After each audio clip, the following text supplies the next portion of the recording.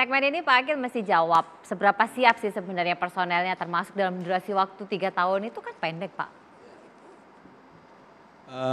Saya perlu jelaskan dulu bahwa kewajiban bersertifikat halal itu melalui 2 tahap Mbak. Tahap pertama itu kita mulai 17 Oktober 2019 sampai 17 Oktober 2024. Jadi ada space waktu 5 tahun untuk produk makanan, minuman, hasil penyembelihan dan jasa penyembelihan. Nah, lalu sekarang kita sudah masuk ke penahapan kedua, 17 Oktober 2021. Untuk kewajiban bagi produk-produk obat-obatan, kosmetik dan barang gunaan. Nah ini akan diberi waktu sampai 2026, 5 tahun ke depan. Tapi ada jenis-jenis produk tertentu itu sampai 2026, 2029, ada yang sampai 2034. Jadi kewajiban bersertifikat halal per 17 Oktober itu tidak serta-merta langsung wajib gitu.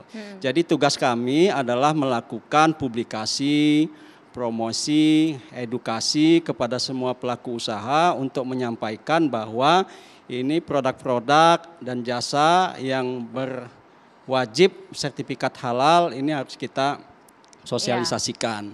Nah tadi ada pertanyaan Pak Haryadi, produk yang mana, jasa yang mana yang harus bersertifikat halal.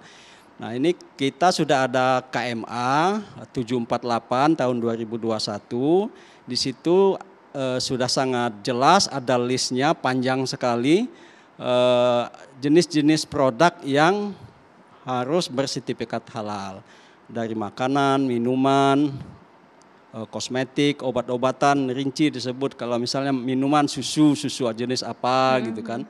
Terus makanan apa gitu. Barang gunaan misalnya jam tangan, cincin gitu kan, baju, pakaian, kaos kaki dan seterusnya itu jelas ada listnya.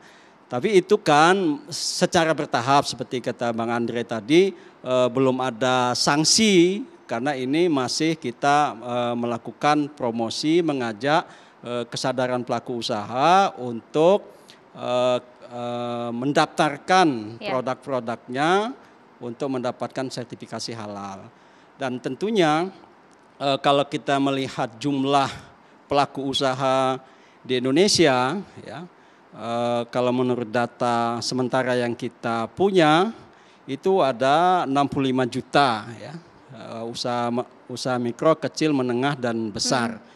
Tapi ada juga data sensus ekonomi BPS tahun 2016 jumlah pelaku usaha kita sejumlah 7 juta sekian dengan berbagai kategorisasi produknya gitu ya. Nah ini yang menjadi sasaran pelayanan kita. Nah BPJPH tidak sendiri dalam melakukan pelayanan sertifikasi ini, karena ada LPH, Lembaga Pemeriksa Halal, dan ada Komisi Fatwa Majelis Ulama Indonesia. Dan kita untuk memenuhi target-target pelayanan yang berjumlah besar itu, tentu kita seperti Bang Andre katakan tadi, LPH memang perlu ditambah, tidak hanya 3. Kami justru menginginkan bahwa jumlah LPH itu disesuaikan dengan rasio, kecukupan rasio dengan jumlah pelaku usaha di daerah-daerah. Jadi sebaran pelaku usaha di kabupaten kota itu nanti dibandingkan dengan berapa sih kita butuh LPH di situ. Sehingga tidak ada bottleneck di situ kan. Nah, oleh karena itu maka saya sepakat bahwa LPH itu kalau bisa ada di setiap kabupaten kota. Kalau tidak, paling tidak di provinsi. Begitu juga Komisi Fatwa Majelis Ulama tidak mesti semua ke Jakarta misalnya. Di daerah-daerah saja gitu. Kapan rencananya itu kemudian akan diperluas Pak, termasuk juga kepastian tarifnya Pak? Kalau tarif kan sudah ada PMK 57 tarifnya sudah ada 5 item tarifnya, tinggal regulasi turunannya dari keputusan BPJPH nanti kita mengkategorisasi dari klasifikasi pelaku usaha itu kita turunkan tarif-tarifnya gitu. Nah, itu Mbak. Target perluasannya Pak? Target perluasan yang tadi Bapak sampaikan supaya lebih memudahkan karena kalau nunggunya Ya, kelamaan ini kan sekarang pasti kos kita produksi juga nambah, Pak. sekarang kita lagi membuat tim akreditasi LPH, Mbak. Oke. Tim akreditasi LPH ini yang nanti akan melihat kelayakan LPH itu dibentuk.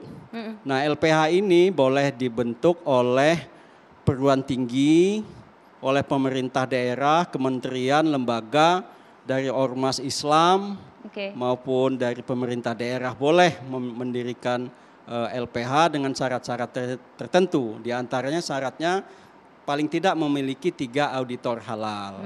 Oleh karena itu kita terus-menerus melakukan pelatihan auditor halal, penyelia halal dan pendamping halal dengan bekerja sama dengan pihak-pihak lain yang membantu kita. Baik. Ya. Kita lanjutkan sesaat lagi, tetaplah bersama kami.